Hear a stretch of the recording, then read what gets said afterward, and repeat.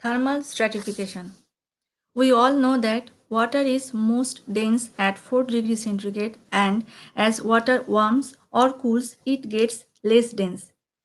This has implications for a lake structure because the denser water is heavier and will be at the bottom of the lake, while the less dense water is lighter and will be at the top of the lake. For instance, ice floats on the top of the liquid water instead of sinking to the bottom. Ice floats because it is less dense than liquid water. The heavier water displaces the lighter ice, so ice floats on the top.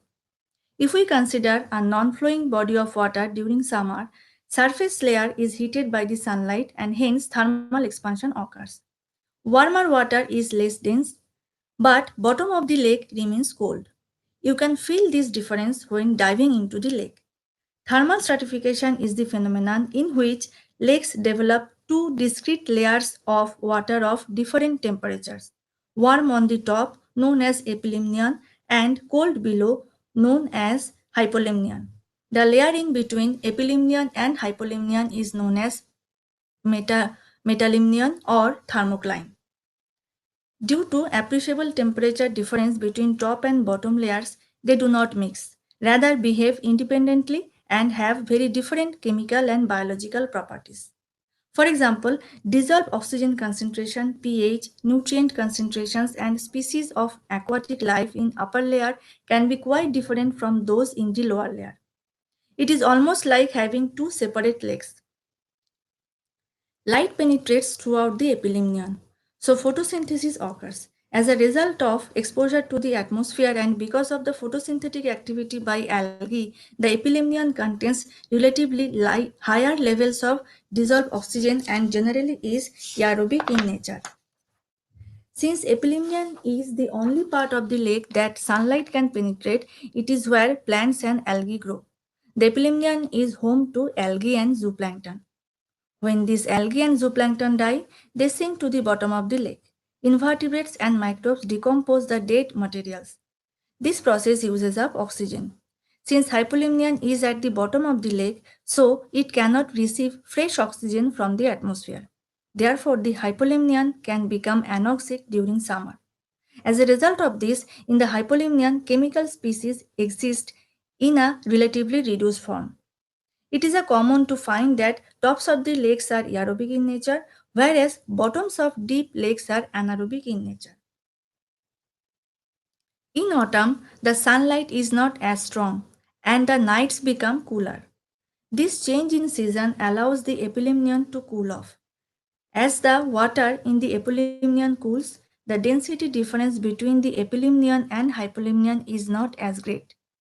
When surface water cools to 4 degrees centigrade, surface layer becomes more dense and the water sinks and displaces less dense, warmer, mineral-rich water below. Warmer water rises to surface and cools and sinks as well. Process of sinking and cooling continues until a uniform temperature is reached. As a result of this, densities of the two layers are same. Hence, distinct layers can no longer exist. That means now two layers will be mixed and the resulting mixing is known as overturn. During overturn, nutrients can thoroughly mix in the entire body of water and thus the chemical and physical characteristics of body of water become much more uniform. In case of high latitude lakes, in winter, surface water cools below 4 degrees centigrade. If cold enough, ice forms on the surface of water at, at 0 degrees centigrade. Ice is less dense than liquid water. The water at the bottom is warmer than ice on the top. In spring, ice melts and surface water reaches 4 degrees centigrade. Water becomes dense and sinks to the bottom. Bottom layer returns to the top. Gradually, surrounding temperature increases. In this way, again, turnover takes place. The fall and spring turnovers are times of mixing of oxygen and minerals. During spring and fall turnovers, a mixing of upper and lower layers of water brings oxygen depleted depths to the lake and nutrient minerals to the mineral deficient surface layer. Surface water is susceptible to contamination by the municipal sewage effluent, untreated industrial wastewater, and agricultural runoff. Now the question is that how do we estimate the quality of water, or in other words, how do we measure the degree of water pollution? One particular type of waste is oxygen demanding organic substances. Natural decomposition of this type of organic compounds are oxygen consuming process. Dissolved oxygen is the key substance in determining the extent and kind of life in a body of water. To measure the amount of dissolved oxygen in water, there are two most widely used parameters, BOD and COD. From this experimental data, indirectly we can estimate the amount of organic waste present in the water sample. BOD is used as a measure of the amount of certain types of organic pollutant in water. This is how we will have the idea of degree of water pollution. BOD or biochemical oxygen demand refers to the amount of oxygen needed to degrade the organic matter biologically in a given volume of water. In this definition, every word has its own significance. Biologically means microorganisms present in the water sample decompose the organic matter. Microorganisms typically oxidize the organic matters in the presence of dissolved oxygen present in the water. As you know, microbes feed on the organic materials. They get nutrients from it, so they multiply, synthesize new cells. During this aerobic decomposition process, dissolved oxygen present in the water gets consumed. So in this experiment, we actually measure how much oxygen is consumed during this oxidation process by microorganisms. In BOD, oxygen is acting as an oxidizing agent. Therefore, BOD is an indirect method to estimate the organic pollutant present in the water. It follows that by this method, we can only measure the amount of biodegradable organic matter. We are not able to measure the concentration of non-biodegradable organic matter. Experiment should be done in a specific volume of water. That is the second important point to be noted. How the BOD experiment could be carried out. A sample of wastewater is to be kept in a BOD bottle and water will be saturated with oxygen.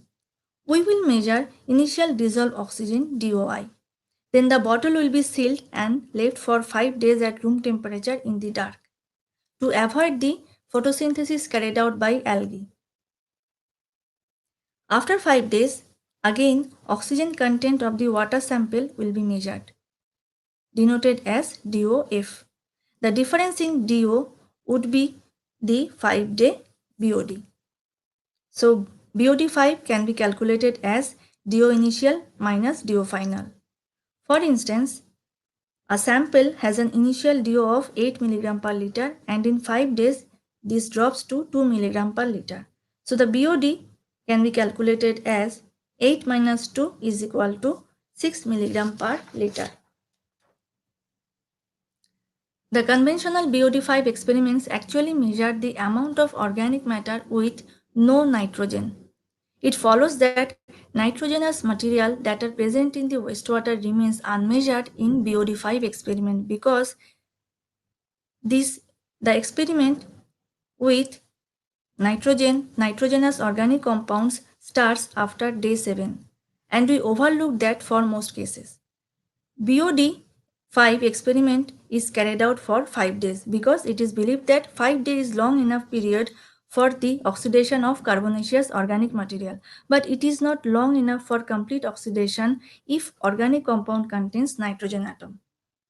Nitrogen present in water too gets oxidized to nitrate by bacteria and the required dissolved oxygen in this process is called nitrogenous biochemical oxygen demand or NBOD. Therefore, NBOD is the oxygen demand required for the nitrification to convert ammonia to nitrate. Total BOD is the summation of CBOD plus NBOD. We have shown how to estimate CBOD and NBOD in the study material. The next parameter is chemical oxygen demand, COD.